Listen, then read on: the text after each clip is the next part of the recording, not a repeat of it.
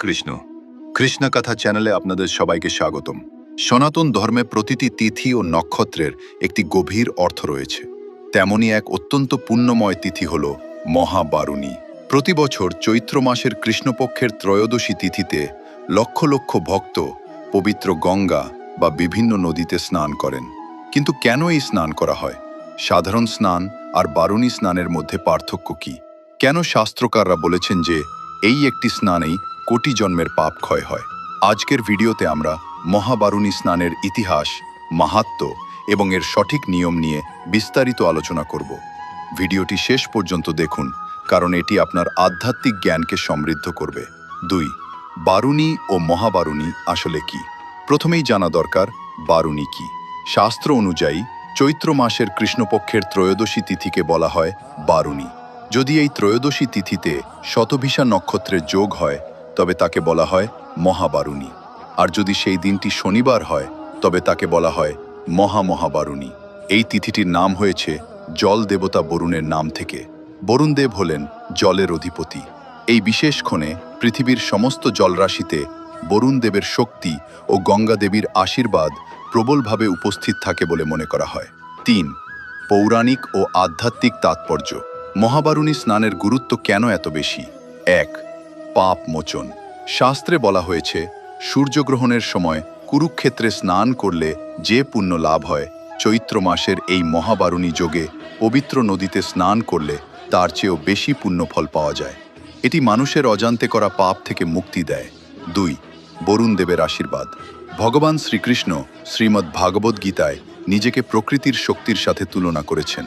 জলদেবতা বরুণ হলেন সেই শক্তিরই এক অংশ। এই দিনে স্নান করলে শরীর ও মন উভয় শুদ্ধ হয়। 3. পিতৃতর্পণ। এই দিনটি পূর্বপুরুষদের তর্পণের জন্য অত্যন্ত শুভ। মনে করা হয় এই দিন স্নান ও দান করলে পিতৃপুরুষরা তৃপ্ত হন। 4. মতুয়া ধর্মাবলম্বীদের কাছে এই দিনের গুরুত্ব। বাংলার হিন্দু সমাজে, বিশেষ করে মতুয়া সম্প্রদায়ের কাছে এই দিনটি এক বিশেষ উৎসবের দিন। এই মহাবারুণী তিথিতেই মতুয়া ধর্মের প্রবর্তক শ্রী শ্রী হরিচাঁদ ঠাকুরের জন্ম হয়েছিল। তাই এই দিনটি তাদের কাছে মহামেলা বা বারুণী উৎসব হিসেবে পালিত হয়। পশ্চিমবঙ্গ ও বাংলাদেশের ওরাকান্দিতে এই দিনে লক্ষ লক্ষ ভক্ত মিলিত হন এবং পবিত্র স্নানের মাধ্যমে তাদের আরাধ্য দেবতাকে স্মরণ করেন।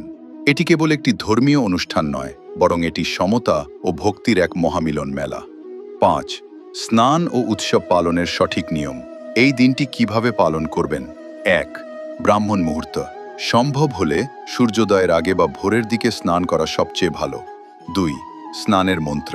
স্নান করার সময় মনে মনে গঙ্গা দেবী এবং বরুণ দেবকে স্মরণ করুন। আপনি এই সরল মন্ত্রটি বলতে পারেন: গঙ্গে চ যমুনে চৈব গোদাবরী সরস্বতী নর্মদে সিন্ধু কাবেরী জলেহস্মিন সন্নিধিং কুরু। 3. উপবাস ও দান। স্নানের পর সামর্থ্য অনুযায়ী অভাবী মানুষকে অন্ন, বস্ত্র বা অর্থ দান করুন। এই দিনে নিরামিষ আহার গ্রহণ করা এবং সারাদিন নাম সংকীর্তনে মগ্ন থাকা উচিত। 4. সংকল্প। স্নানের সময় নিজের কুচিচিন্তা ও অহংকার ত্যাগের সংকল্প করুন, কারণ বাইরের স্নান শরীর পরিষ্কার করে আর অন্তরের ভক্তি মন পরিষ্কার করে। পরিশেষে বলা যায়, মহাবারুণী স্নান কেবল একটি আচার নয়, এটি নিজেকে নতুন করে গড়ার একটি সুযোগ। জলের পবিত্রতা যেমন সবকিছু পরিষ্কার করে দেয়, এই তিথিটিও আমাদের জীবনের সমস্ত মালিন্য ধুয়ে মুছে এক নতুন আধ্যাত্মিক জীবনের সূচনা করে। আপনার এলাকায় বারুণী মেলা বা স্নান কিভাবে পালিত হয়?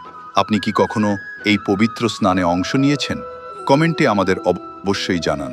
ভিডিওটি ভালো লাগলে লাইক দিন এবং আমাদের কৃষ্ণকথা পরিবারে যুক্ত হতে সাবস্ক্রাইব করুন। শেয়ার করুন আপনার প্রিয়জনদের সাথে, যাতে তারাও এই পুণ্যতিথি সম্পর্কে জানতে পারে। আজ এই পর্যন্তই। দেখা হবে পরবর্তী ভিডিওতে। ততক্ষণ ভালো থাকুন, সুস্থ থাকুন। হরে কৃষ্ণ।